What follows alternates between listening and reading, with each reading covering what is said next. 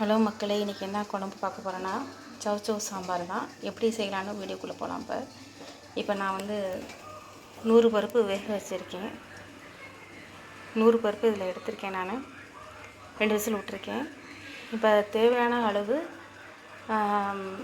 தண்ணி வச்சு நம்ம சௌசௌவை வேக வைக்கணும். எப்படி சாம்பார் வைக்கணும்னு பார்க்கலாம். இப்போ வீடியோக்குள்ளே போகலாம். ஹலோ மக்களே, எண்ணெய் சட்டியில் கடுகு போட்டுக்கலாம்.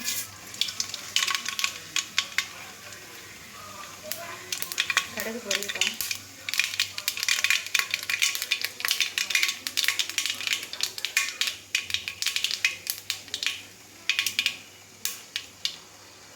கடுகு பொரிஞ்சோடனே சீரகம் போட்டுக்கலாம்.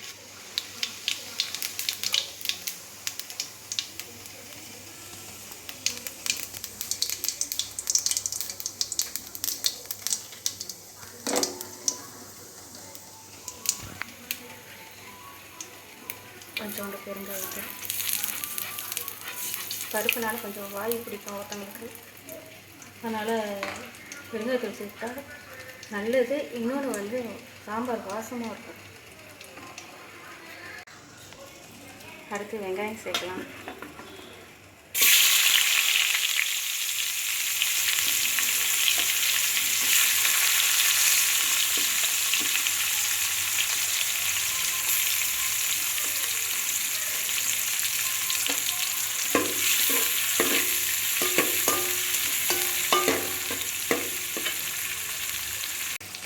கொஞ்சமாக உப்பு போட்டிருக்கோம். வெங்காயம் வதக்கிறதுக்கு கழுப்பு போட்டிங்கன்னா நல்லா சாம்பார் நல்லாயிருக்கும்.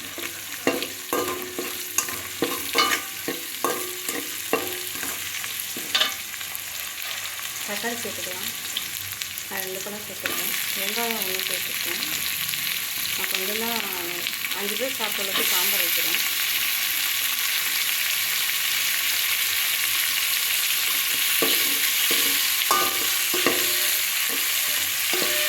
தக்காளி பழம் வாங்கிட்டோம்.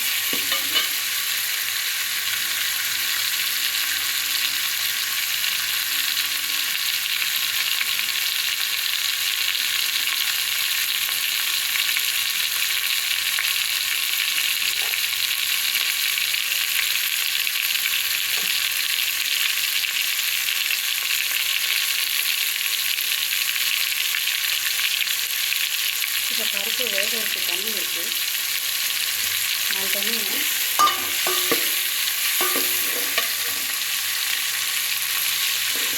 கொஞ்சம் எடுத்துக்கலாம். இல்லை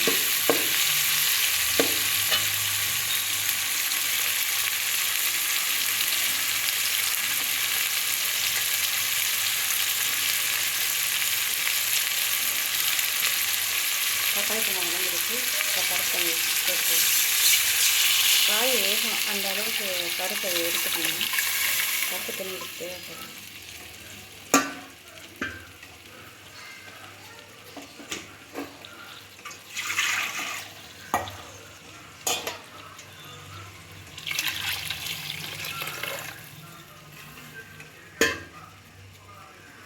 இதை கொதிக்கட்டும். கொதி வந்ததுக்கப்புறம் காய் சேர்க்கலாம். கொதி வந்ததுக்கப்புறம் மல்லித்தூள், மிளகாத்தூள் சேர்க்கணும். அப்புறம் காய் சேர்க்க வேண்டியது தான். அப்புறம் உப்பு உடனே சேர்த்துட வேண்டியது தான். கொதிக்கட்டும்.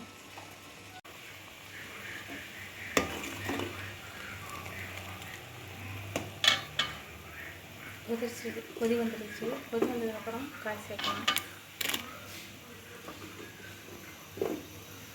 இந்த அளவுக்கு காய் நறுக்கி இருக்கேன். கூட்டுக்கு சின்ன சின்னதாக நறுக்கணும். இது கொஞ்சம் பெருசாக நறுக்கணும். சாம்பார்னால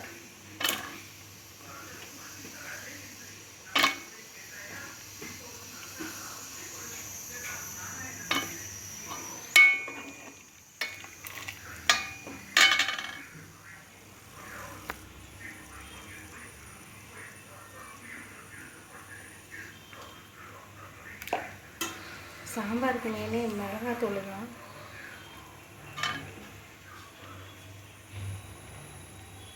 காரமாக இருந்தால் தான் குழம்பு நல்லா வாசம். கொஞ்சோண்டு காஷ்மீர் மிளகாத்தூள் போடலாம்.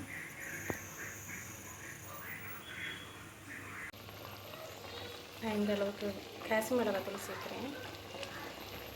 கொஞ்சமாக, எங்கள் வீட்டில் காரம் அவ்வளோக்கா சாப்பிட மாட்டாங்க, கொஞ்சமாக சேர்க்குறேன். சொல்லுறதுக்கெல்லாம் இன்னும் கொஞ்சம் கூட போடும். இவ்வளோ மல்லித்தூள்.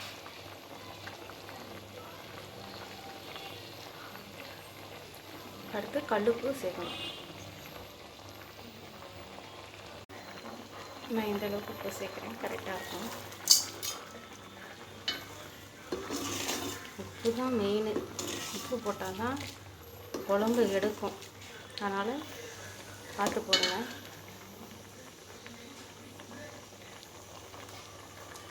இப்போ சாம்பார் சவுச்சு வேகட்டும், டைம் கொடுக்கலாம் கொஞ்சோட.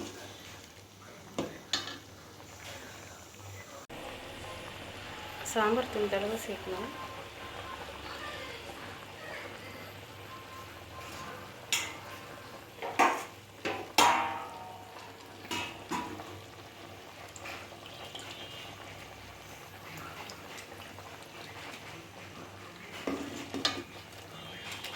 உங்களுக்கு கலரு தெரிஞ்சிடும் சாம்பார் எப்படி இருக்குன்னு.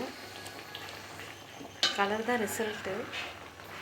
நான் இந்த அளவுக்கு புளி எடுத்து ஊற வச்சுருக்கேன். காய் வந்ததுக்கப்புறம் கடைசியாக ஊற்றலாம், இடையில ஊற்றக்கூடாது. ஏன்னா காய் வேகாது, புளியை முன்னாடியே ஊற்றிட்டோம். அதனால் காய் வேகட்டும்.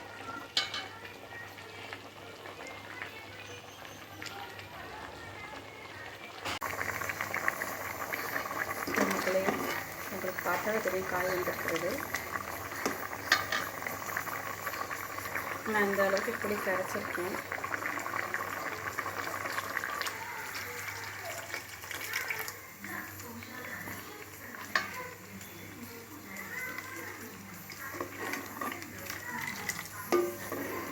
ஒரு புளி ஒரு கொதி விட்டுருச்சுன்னா வெந்த பருப்பை, இப்போ பருப்பு தண்ணியில் தானே இதெல்லாம் வேகுது, பருப்பு இருக்குது தனியாக எடுத்து வச்சுருக்கேன், அதை இதோடு சேர்த்துட்டா சௌசௌ சாம்பார் ரெடி. கொதி வரட்டும்.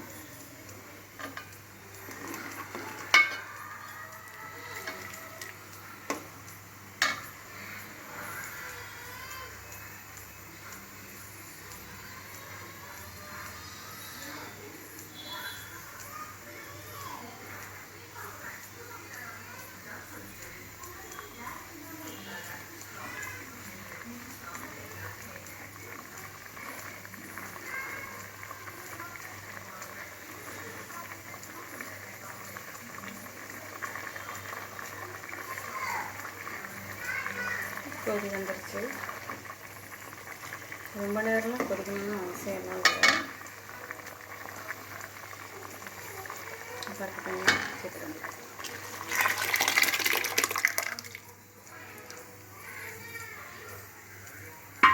இப்போ இது ஒரு கொதி வரணும்.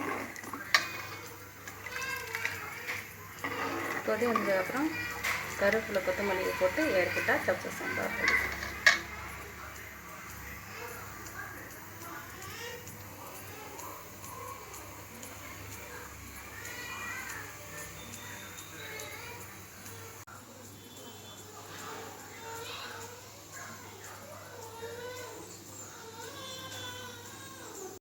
நல்லா கொதி வந்துடுச்சு. வாசம் வந்துடும், உங்களுக்கு சாம்பார் வாசம் வந்து டக்குன்னு வந்துடும். அதான் ரிசல்ட்டு. கருவேப்பிலை கொத்தமல்லி போட்டால் இன்னும் நல்லா வாசமாக இருக்கும். ஓகே மக்களே, சௌசௌ சாம்பார் ரெடி. லைக் பண்ணுங்கள், சப்ஸ்கிரைப் பண்ணுங்கள், ஷேர் பண்ணுங்கள், ஃபாலோ பண்ணுங்கள். தேங்க்யூ, பாய்.